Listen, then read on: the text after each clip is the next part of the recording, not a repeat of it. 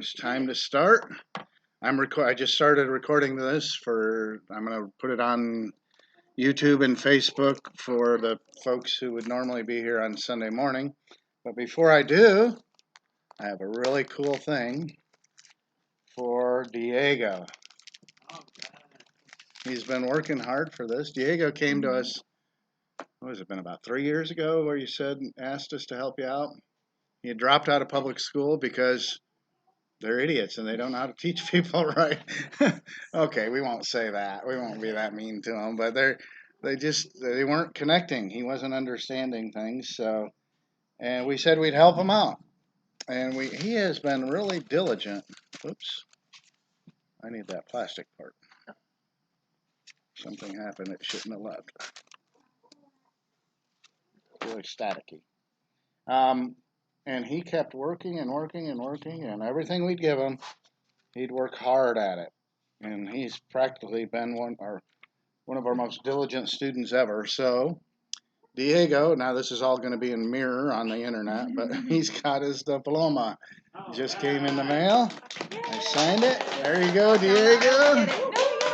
Oh, yeah, you got to walk up here. We're right in front of the camera. Yay! All right, thank you, Diego.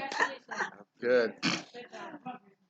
Now it's official. He's one of the club, Roy, right?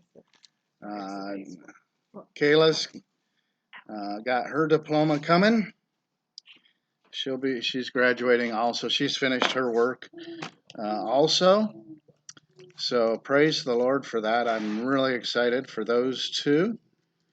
I'm excited just not to have to deal with Diego. He's just so mean, and no, Diego's been nothing but kind and polite and gracious. So Diego, don't forget, we're here for you. You know, don't stop coming. Don't stop seeing us. All right.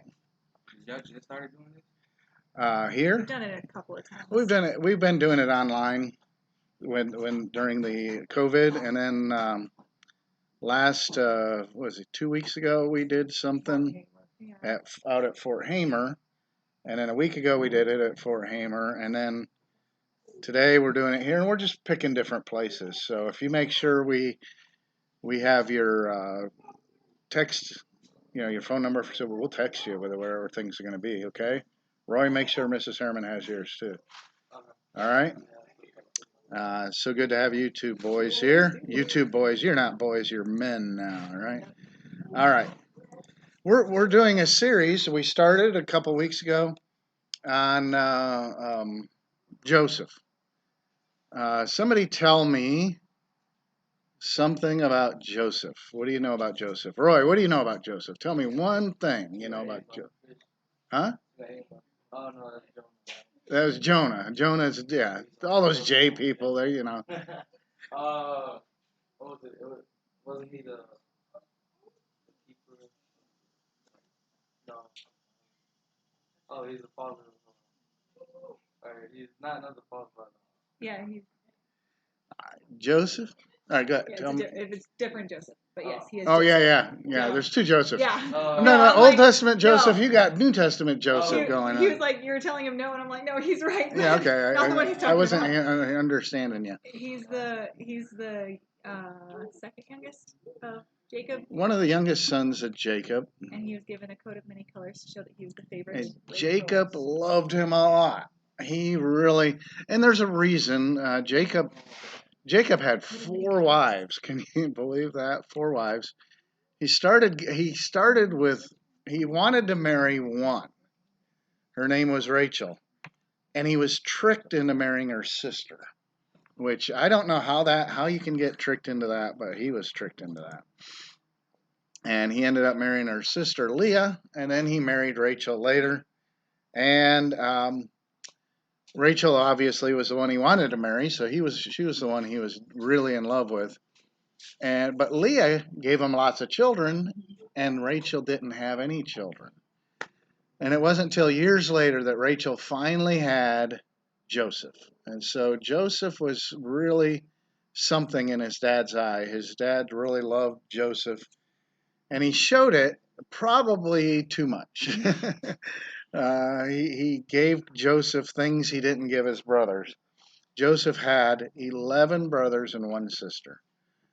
Talk about a family with a lot of testosterone. You know, it was all boy stuff in that family. You know that. I bet you they watch football every Sunday, right, Roy? I'm sure of it, right? Okay, well there was no TV, no football either. So, all right, and as we mentioned, I think it was a couple weeks ago I did online. Just gave you a brief overview of Joseph's life, a real quick overview.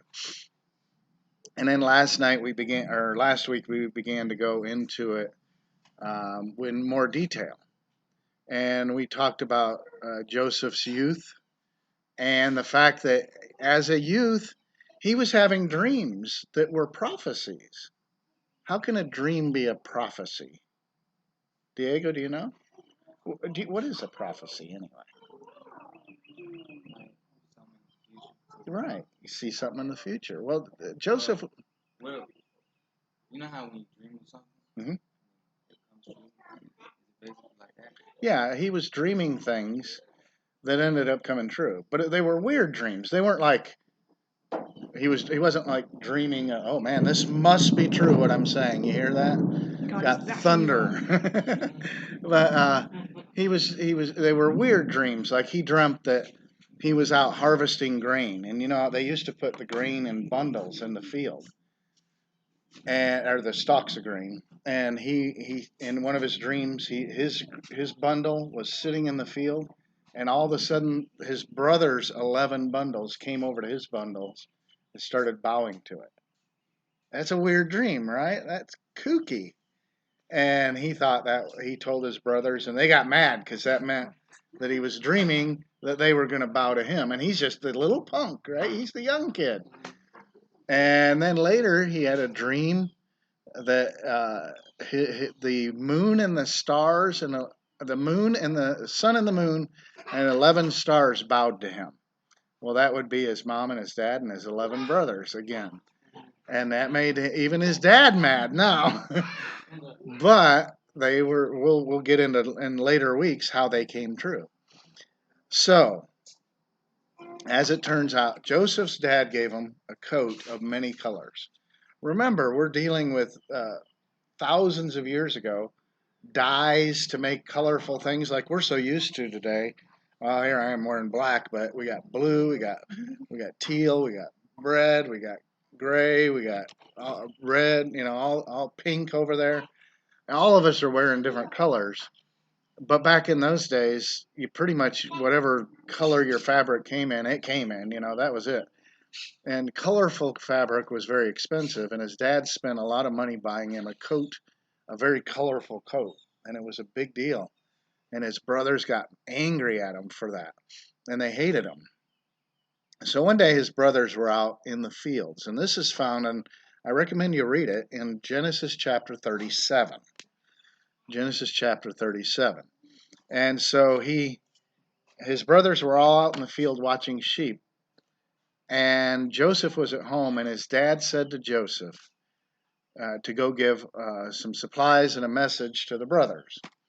And so Joseph went out there to the field, and this was when we say out there, it wasn't like 200 yards away.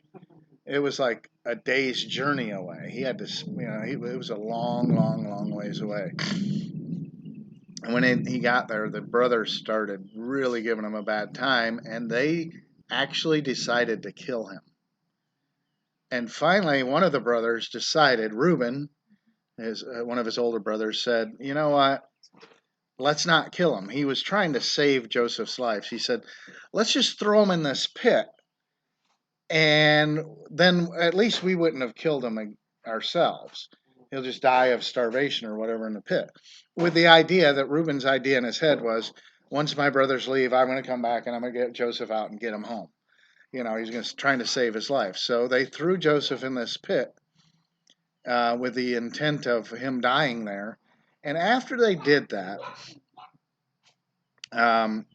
in verse 25 of Genesis 37, it says, and they sat down, they being the brothers, sat down to eat bread, and they lifted up their eyes and looked, and behold, a company of Ishmaelites came from Gilead with their camels bearing spicery and balm and myrrh, going to carry it down to Egypt. So there were traders. You've seen the old pictures of caravans of camels.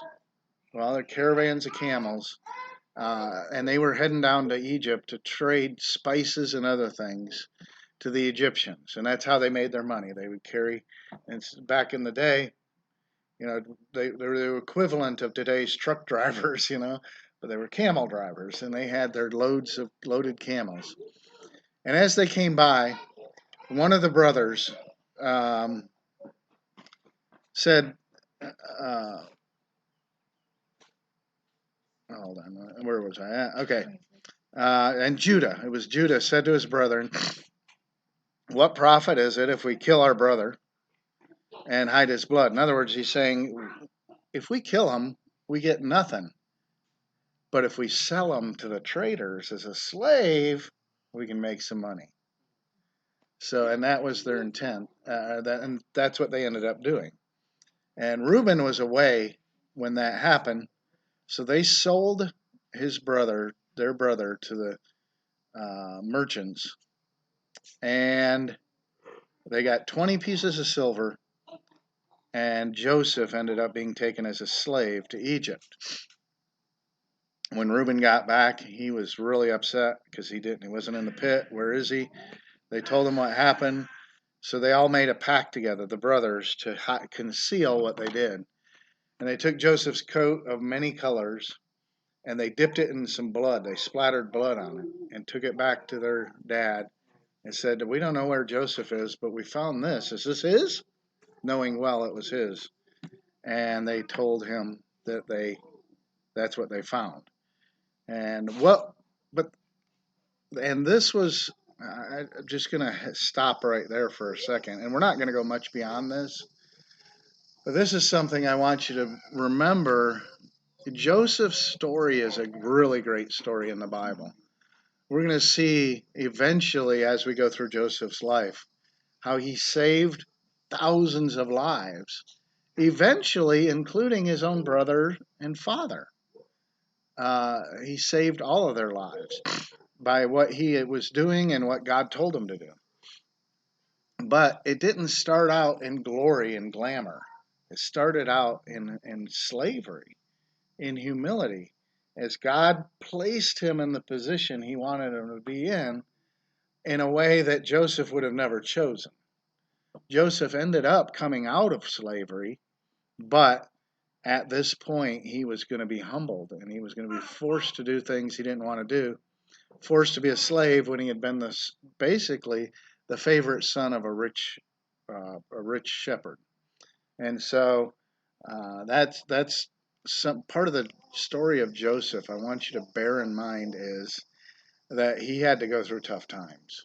It didn't end up, if you remember the whole story of Joseph, he ends up being second in command of the entire country of Egypt. And yet he had to go through slavery to get there.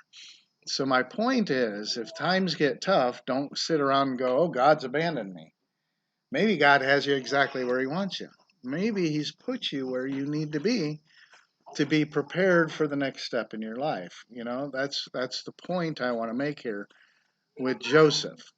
And in addition, and I'm going to go through this really quick, I want you to think about the story of Joseph. Part of the key to the story of Joseph is the dream of Pharaoh, right? Pharaoh had a dream, and it was a prophetic dream, but Pharaoh didn't understand it. It was a weird dream. As a matter of fact, there was two parts to the dream, and they were both bizarre. You had skinny cows eating fat cows and skinny corn eating fat corn. What on earth is that supposed to mean, right? And Joseph interpreted it for what it meant. And the interpretation was that there's going to be 7 good years followed by 7 really bad years. And why I'm choosing to study Joseph right now is I think that we have had a warning in our country. Anyone who thinks all the leaders of our country are doing nothing but looking out for our own good, you haven't been paying attention. A lot of them are. I think Governor DeSantis did a good job. Did he screw a few things up? I'm sure he did, but he tried to do the right thing. You know, he tried to fix the screw ups. But other people, other states, other governors, other mayors, and councilmen, and all over have used this as an opportunity to be the big man or the big woman and try to force people to obey them instead of understanding that we're citizens of this country. And that should give us a warning. Something's wrong there. Also, I saw a great interview last night with the secretary, I believe it was the secretary of the Treasury. Roy, did you get your check in the mail from the government? Yeah. What'd you do? You didn't bring me any? What's the deal with you, man? Just put it up. All right. Sounds good. Where do you think it's good? It's a good idea. Where do you think it came from? Where'd the money come from? Right? You remember our last? Remember Brother Paul Bucks years ago? Roy was he was part of my mind experiment. Okay, it wasn't a mind experiment, but it was a lesson on inflation, right? And I said, listen, and we started giving kids who did good things Brother Paul Bucks. They were just business cards that I printed out that said one Brother Paul Buck, right? And I said at the end of the year, you get a share of, I think it was 20 or 40 bucks or something like that. So the first guy that gets a Brother Paul Buck, he's like, wow, I've got the only Brother Paul Buck and it's worth 40 bucks. And then when I handed another one out, oh man, it's only worth 20 bucks now, right? Because there's two of them. And then the more I started handing them out, the more kids are going, wait a minute, wait a minute. Now each of them are worth less and less and less. And that's kind of what's going on in our country. We've printed money out of thin air. And so that money is worth less and less and less, which means the prices are going to get a little higher. The money's not going to go the distance it used to go. It's going to be tougher to buy what you need to buy as time goes on. And I think that we have an opportunity now to prepare for the tough times to come. And Joseph's life is a warning to us that it's okay. Some people think if you prepare for the future, that somehow you don't trust God. And it couldn't be anything further from the truth. Otherwise, Joseph wouldn't have been put in that position, would he? He wouldn't have needed to. Or Noah, or any number of situations found in the Bible. No, that's not the case at all. I think we have a warning of this, what's going on in our country, and we need to be alert and aware of and preparing for what's to come. So that's essentially the end of my lesson, but I do want to make a couple announcements. Next Sunday, it'll be online. Okay. Next Wednesday, Sunday, and next Wednesday, it'll be online. Next midweek service, and I'm not guaranteeing that Wednesday. I'm not guaranteeing that Wednesdays will show up exactly on Wednesday. It might be Tuesday, it might be Thursday, it might be Friday. I don't know, because we're going to be going in and out of places where we can upload things. But so we're going to have that, and then the following 2 Sundays from this coming Sunday, so it'll be like 16 days from now. Then we'll have a service probably in another park somewhere. I might let Katie, you want to pick out the park for 2 weeks from now? You can go to Bradenton too if you want, Just find one that'll hold us that doesn't look like they'd be swamped on a Sunday evening but yeah, and we'll go there and we'll do the same thing, okay? And then we'll start getting back to normal, although we're going to make some changes to how our services operate and a few other things, okay? So I'm going to wrap up the recording now.